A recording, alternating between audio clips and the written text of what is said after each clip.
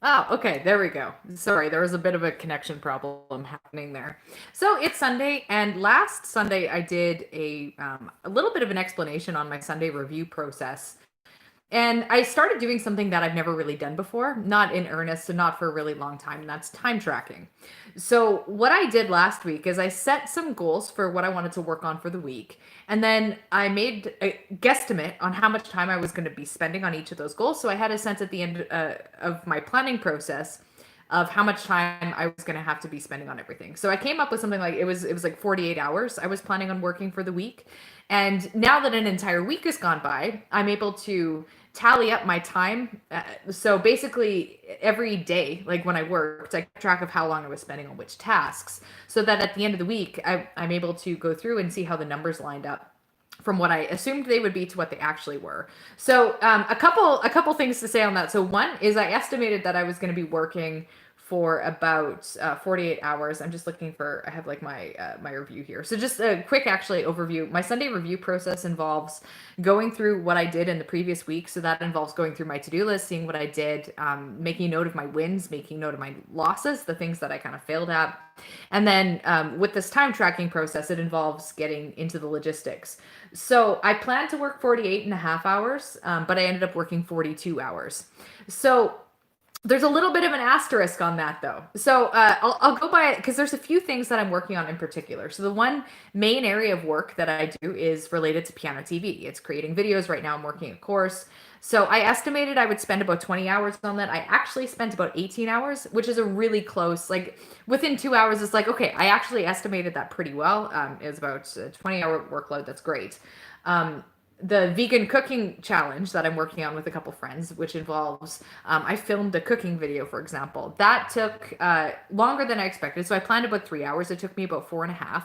But that's still a pretty close estimate as far as I'm concerned. I undershot it a little bit, and I have to recalibrate with that in mind, but it's still like close enough. Now, where there was a major discrepancy was with music. So I wanted to study music marketing and get to the end of a couple books and end the week with a clear plan on even if it's a rough plan, but I wanted a timeline of what the next like 4 months of 4 to 5 months are going to look like in terms of planning out my album release. I did not get that done. So I really wanted to spend 26 hours on this. I spent 10.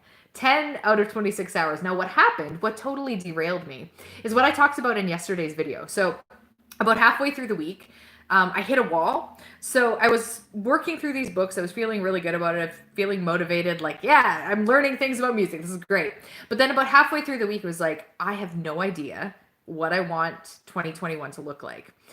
Which is a really big problem in terms of like where I live, where do I want to live, do I need to move to do this, what are my options? And I just felt totally like crushed by the enormity of these huge decisions that I can't even make because COVID makes it extremely difficult to predict anything beyond, I don't know, the next month or two because I have no idea what the future is going to look like. I mean, in theory, next summer things will be like a lot better, but I don't know that for sure.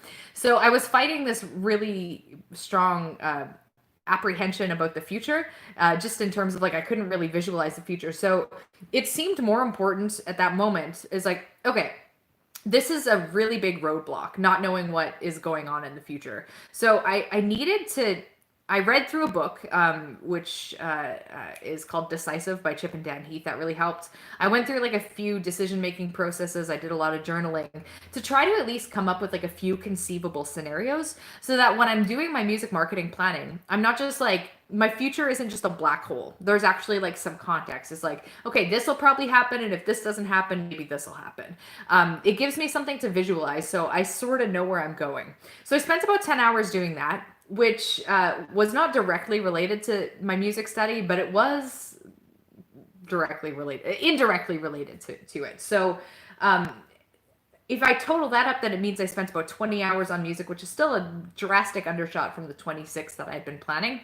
But due to the overwhelm, I did things like have like random naps that I shouldn't have had. Like just, if you feel like crushed by life pressures and what to do with your life and stuff, then I don't know about you, but I'm not productive in those situations. So looking at my time estimates for this week and how they were mostly consistent except for with the music thing, it I feel like I am better equipped for this next week. So what I'm planning for this week is about 40 hours of work, like a normal person. I don't need to like go to 50 or 60 hours every single week, although I really like doing that sometimes. So I'm planning about 20 hours of work on Piano TV, about 20 hours of work to do the music marketing thing that I mentioned, like being able to draft like a rough timeline. So I have some grasp. There's a couple other moving parts too. So I'm planning like a music video. There's like album art is coming up. Some discussions about that. But basically, I just want like a timeline, and that's the whole point of my study. So one thing I do when I plan the week, I instead of just giving myself tasks, I like to think about outcomes. So and I don't like to overwhelm myself with outcomes either. So I have the three main categories that I'm focusing on outcomes. So piano TV, I have like some particular outcomes. So it's not just like do piano TV work. It's like, okay, no, I need to finish week 4 of the course. I'm working on like a funny video idea with the editor. There's like a few other things related to that, but there's clear. So I know at the end of the week, I can look at the outcomes and say, did I do this? Yes or no? As opposed to just like an arbitrary like work on this, which is open ended. If I work on music, what does that mean? That's why I'm not setting that as a goal. That's why I'm saying I'm gonna complete. I have this like big 800-page music marketing book that I'm working through. So I want to complete that, but not only that, I want to translate the notes I'm taking, the research I'm doing into this timeline, essentially like a timeline that takes me probably all the way to February because I'm hoping for a January release. So I need to at least kind of get the next 6 months a grasp on that. So that's an outcome. That's not just like study a music book. That's like, okay, I need at the end of the week, like some plan, some kind of organization. And then for the vegan cooking challenge, there's just a couple small things. And then I like to make note of some social things. So this past week was really great because I had a lot of wonderful social connections. I had some one-on-ones with close friends, some group events. I got to hang out with my mom, stuff like that. So I do like to make note of other things that I want to have going on. So there's like a friend I like getting together with every week and chatting with. I'm working on like another project with friends that I have some notes on. And yeah, so it's going to be like a lighter social week. And then I also have my daily habit stuff. So one of them, not daily, sorry, weekly habits. So the Sunday review is a weekly habit. It usually takes me about 2 hours, 2 good dedicated hours to write out my thoughts for what happened the previous week, and then write out what I want to accomplish in the coming week, and then scheduling everything in time blocks. Now, the time block scheduling, the thing that I've been talking about. So if I keep like shifting, I feel like if I'm sitting like this is cross-legged, but I'm really low. So then I'm like sitting on my tippy toes when I do this. But after sitting like for 8 minutes on my tippy toes like that, they're starting to hurt a little bit. So that's why I'm shrinking up and down. But what I don't usually do, and this is new to me, is I don't usually schedule like I'm going to be doing this between 7 and 9. I'm going to be doing this between 9 and 11.